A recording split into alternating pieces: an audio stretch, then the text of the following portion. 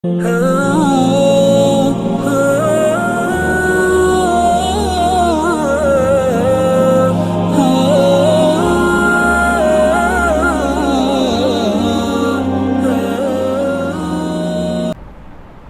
لله الواحد القهار العزيز الغفار مكور الليل على النهار تبصرة لذوي القلوب والأبصار أشهد أن لا إله إلا الله وحده لا شريك له وأشهد أن محمدًا عبده ورسوله وحبيبه وخليله الهادي إلى صراط مستقيم والداعي إلى دين قويم اما بعد محترم ناظرین السلام علیکم ورحمۃ اللہ وبرکاتہ۔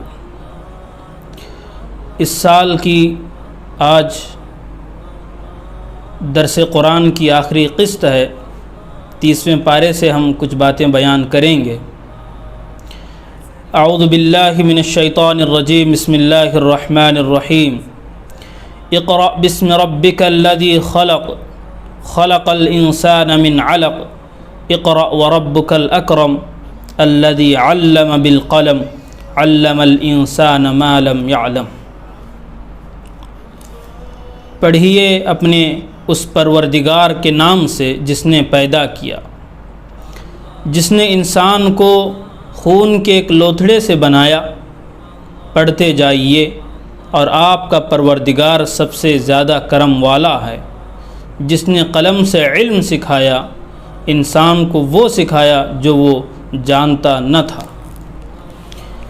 یہ سورۃ العلق کی ابتدائی 5 آیات ہیں۔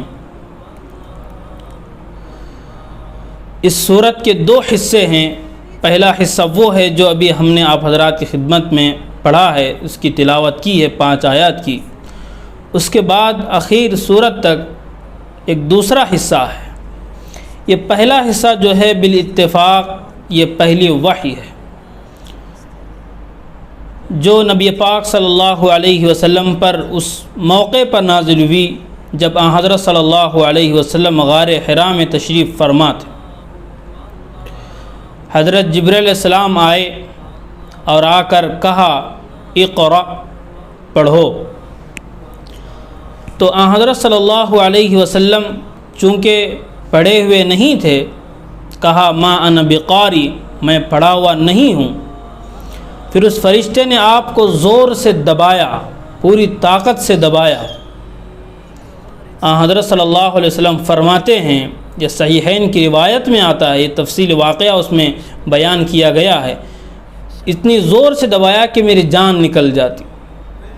پھر اس نے کہا اقرأ، پھر میں نے وہی جواب دیا ما انا بقاری، میں پڑھا ہوا نہیں ہوں۔ پھر تیسری مرتبہ اس نے کہا اقرأ بسم ربک الذی خلق خلق الانسان من علق، یا بعض روایات میں تیسری مرتبہ بھی کہا میں نے ما انا بقاری کہا، اس کے بعد پھر دبایا، پھر چوتھی مرتبہ کہا اقرأ بسم ربک الذی خلق خلق الانسان من علق اقرأ وربک الاکرم الذی علم بالقلم علم الانسان ما لم يعلم۔ یہ وحی کا آغاز تھا، اس کی ابتدا تھی کہ زمین کا تعلق آسمان سے، آسمان کا رابطہ زمین سے 600 سال کے بعد ہو رہا تھا۔ حضرت عیسیٰ علیہ السلام کو جب آسمان پر اٹھایا گیا، اس کے بعد ایک وحی کا سلسلہ منقطع ہو گیا تھا، جس کو زمانہ فترت کہتے ہیں۔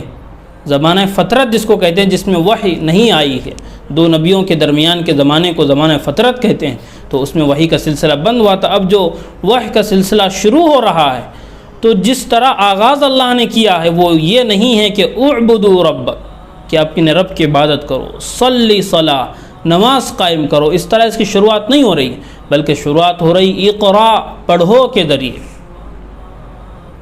اقرا، پڑھو کے ذریعے ابتدا ہو رہی ہے، اور پڑھنے کا حکم کس کو لگایا جا رہا ہے، کس سے کہا جا رہا ہے پڑھنے کے لیے؟ اس ذات سے کہا جا رہا ہے جو پڑھا لکھا نہیں ہے، جس نے دنیا میں کسی سے نہیں پڑھا، ایسی شخصیت سے کہا جا رہا ہے اقرأ۔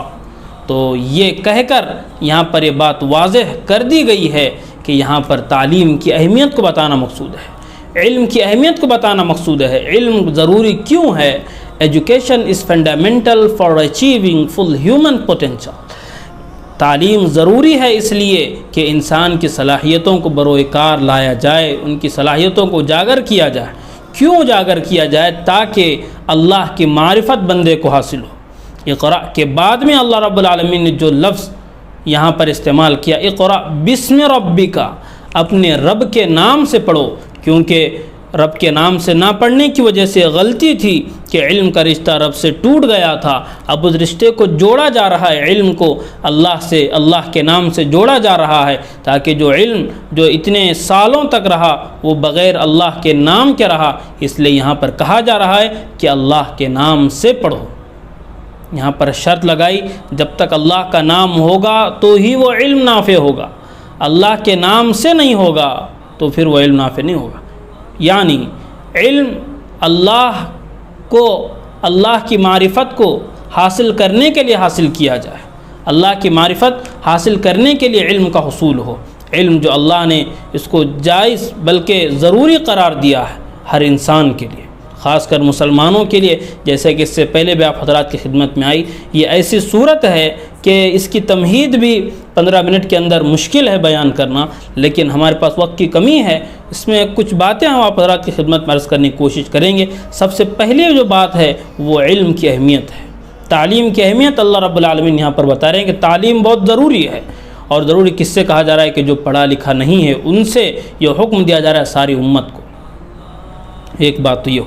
اس کے بعد اپنے نام کا تذکرہ اللہ نے کیا، اللہ کے نام سے ہر چیز کی ابتدا ہونی چاہیے۔ اس کے بعد اللہ نے آگے کہا الذی خلق، اس رب کے نام سے پڑھو جس نے پیدا کیا ہے، خلق الانسان من علق۔ یہاں پر اللہ نے انسان کی اصلیت کو بتا دی، انسان اصل میں ہے کیا، انسان کیا تھا، لیکن اللہ نے اس کو کیا بخشا ہے۔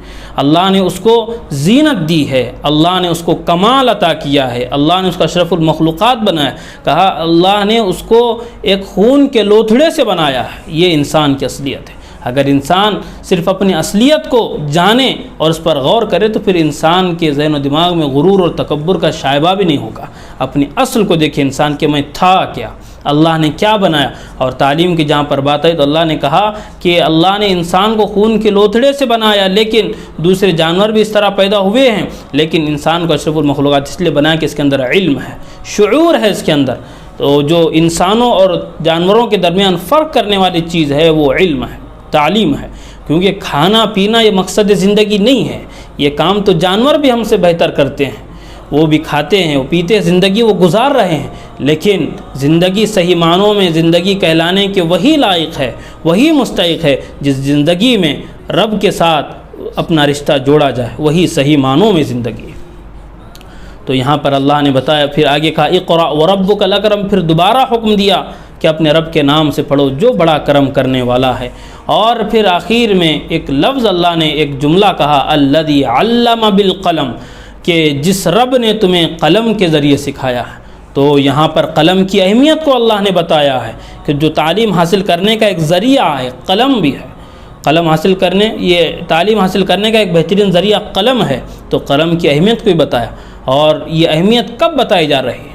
اس زمانے میں، اس وقت ان لوگوں کے سامنے اور اس ملک میں، اور خاص کر اس شہر میں، اس شہر کے لوگوں کو یہ بات بتائی جا رہی ہے اگر قلم تلاش کیا جاتا تو مشکل سے کہیں ورقہ بن نوفل یا کسی کاتب کے پاس میسر ہوتا۔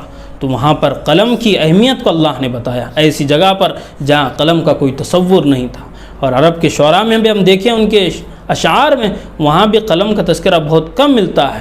تو اسلام نے، اللہ رب العالمین نے اس کو اہمیت دی ہے قلم کو۔ ایک تو طریقہ وہ ہے کہ جو اے حضور صلی اللہ علیہ وسلم ہم آپ کو سکھا رہے ہیں، یہ صرف آپ کے ساتھ خاص ہے۔ ایک ذریعہ تعلیم حاصل کرنے کا وہ ہے جو کیا ہو، قلم کے ذریعے ہوگا، وہ کیا ہے، عموم ہے، تمام لوگوں کے لیے ہے۔ تو یہاں پر ایک بات قلم کی ہو۔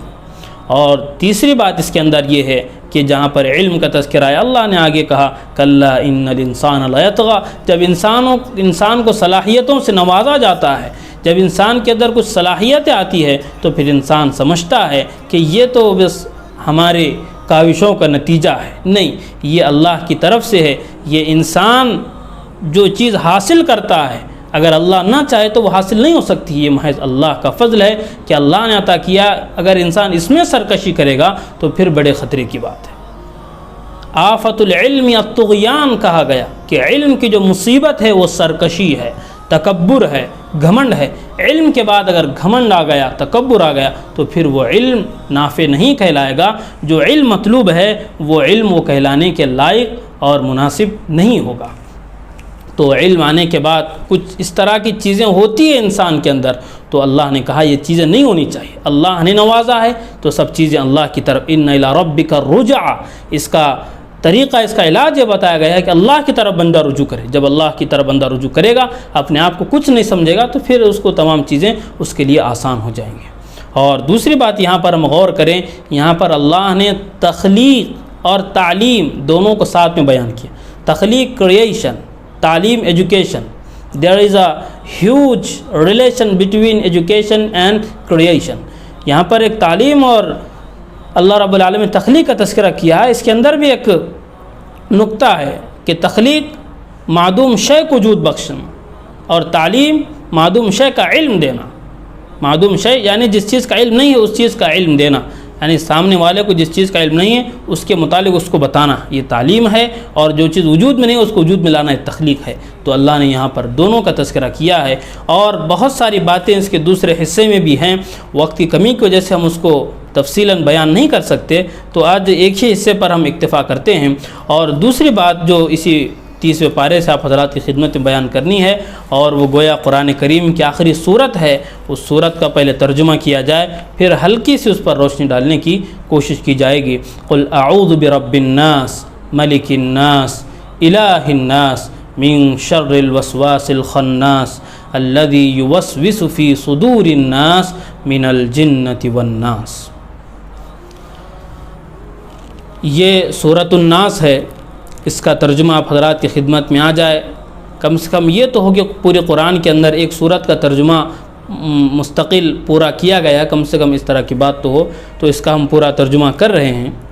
کہیے کہ میں پناہ میں آتا ہوں تمام لوگوں کے پروردگار کی، لوگوں کے بادشاہ کی، لوگوں کے معبود کی، وسوسہ ڈالنے والے خناس کے شر سے، جو لوگوں کے سینوں میں وسوسہ ڈالتا ہے جنوں اور انسانوں میں سے۔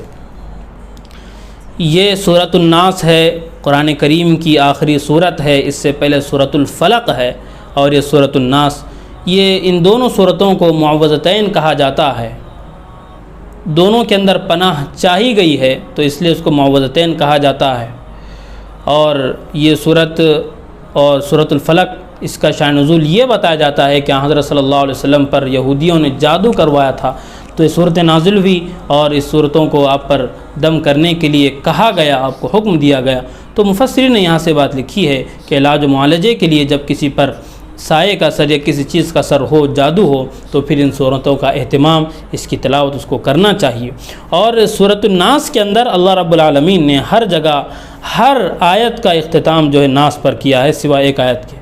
5 آیتوں کا اختتام اللہ نے ناس سے کیا ہے۔ ناس کے معنی آتے ہیں انسانوں کے، مسلمانوں کے نہیں، انسان کے۔ قل اعوذ برب الناس، میں اللہ کی پناہ چاہتا ہوں جو لوگوں کا رب ہے، لوگوں کا بادشاہ ہے، لوگوں کا معبود ہے، اور شیطان سے پناہ مانگتا ہوں، اللہ کی پناہ، اللہ کی پناہ میں آنا چاہتا ہوں شیطان سے جو وسوسہ ڈالنے والا ہے۔ تو یہ قرآن کی آخری صورت ہے، اور پہلی صورت جو تھی سورۃ الفاتحہ، وہاں سے پہلی صورت سورۃ الفاتحہ تھی اور آخری صورت سورۃ الناس، ان دونوں کے درمیان ایک مناسبت ہے کہ سورۃ الفاتحہ میں اللہ رب العالمین نے حکم دیا تھا اللہ کی تعریف کا، اس کی حمد کا، اس کی ثنا کا، اس کے بعد اللہ سے مدد طلب کرنا اور صراط مستقیم کی دعا مانگنا، یہ وہاں پر اللہ نے حکم دیا تھا۔ تو ایک بات تو وہ ہو گئی کہ کامیابی آدمی کی، انسان کی اسی میں مضمر ہے کہ سیدھا راستہ تلاش کیا جائے، اس کے لیے دعا کی جائے، جب مل جائے تو سیدھا راستے پر وہ چلے۔ یہ کیا ہے؟ سورۃ الفاتحہ کا خلاصہ ہے۔ اور سورۃ الناس کا خلاصہ یہ ہے کہ جب 2 چیزوں میں ہماری کامیابی مضمر ہے، ان 2 چیزوں پر ہم چلیں گے تو پھر شیطانی وساوس، شیطانی حملے مستقل ہوتے رہیں گے۔ تو اس کے لیے اللہ نے علاج بتایا کہ استعاذہ کی پابندی کی جائے۔ استعاذہ کہتے ہیں اللہ رب العالمین سے پناہ مانگنا، اللہ کی پناہ میں آنا۔ اعوذ باللہ من الشیطان الرجیم، یہ تعوذ ہے، یعنی شیطان سے پناہ چاہنا اللہ کی پناہ میں آ کر، یعنی اللہ کی پناہ چاہنا شیطان مردود سے، یہ اللہ نے یہاں پر بیان کیا ہے۔ اور آخر میں یہ بیان من الجنۃ والناس، جنوں سے بھی پناہ مانگی گئی ہے اور انسانوں سے بھی، کیونکہ انسان بھی بعض انسان شیطان کی شکل میں آتے ہیں، کبھی شیطان دوست کی شکل میں آتا ہے۔ دوستی شروع میں شوق کے اعتبار سے ہوتی ہے، پھر دوستی مجبوری بن جاتی ہے، پھر ایک وقت آتا ہے کہ دوستی بربادی بن جاتی ہے۔ تو اس سے بچنے کی ضرورت ہے اور شیطان سے مستقل پناہ چاہی جائے۔ ہر موڑ پر شیطان بیٹھا ہوا ہے بہکانے کے لیے، لآتینہم من بین ایدیہم ومن خلفہم وعن ایمانہم وعن شمائلہم، شیطان نے کہا میں ان کے دائیں سے آؤں گا، بائیں سے آؤں گا، آگے سے آؤں گا، پیچھے سے آؤں گا۔ یہ تمام طرف سے شیطان حملہ کرنے کی کوشش کرے گا اور کر رہا ہے، جیسا کہ ہم لوگوں کا تجربہ ہے، دن و رات ہم دیکھتے ہیں کہ شیطان کس طرح بہکاتا ہے۔ تو پھر یہ شیطان کے وسوسے ہیں، اس سے پناہ چاہی جائے، اعوذ باللہ من الشیطان الرجیم کا ورد رکھا جائے، تو ان باتوں کا اہتمام کیا جائے۔ تو اللہ کے فضل و کرم سے، اس کے احسان سے، اس کے امتنان سے تمام تعریف اللہ کی ہیں کہ اللہ نے ہمارے تقریباً 29 قسطیں مکمل کروائی ہیں۔ یہ اللہ کا بڑا احسان ہے۔ اس کے اندر ہم نے پورے قرآن کا ایک نظر میں ہمارے سامنے خلاصہ آ گیا کہ قرآن کے مضامین کیا ہیں۔ اس کے اندر سے چند مضامین خلاصے کے طور پر ہمارے سامنے 29 دنوں میں آئے ہیں۔ ہم اللہ سے دعا کریں گے کہ اللہ تعالی ہماری اس حقیر سی کوشش کو قبول کرے اور ہمیشہ اس کو جاری رکھنے کی ہمیں توفیق عطا فرمائے۔ اور آخر میں ہم آپ حضرات کا بھی شکریہ ادا کرتے ہیں کہ آپ نے ہم کو سنا، ہماری ویڈیوز دیکھے اور آگے شیئر کیا، اور آپ نے ہمت سے اور آپ نے ہماری تسلی، ہماری ہمت افزائی فرمائی، اور جگہ جگہ آپ نے مشورے دیے بہت سے حضرات نے۔ آپ حضرات کا تہ دل سے شکریہ، آپ کا سننے کا، آپ کے دیکھنے کا اور آپ کی ہمت افزائی کا بہت بہت شکریہ۔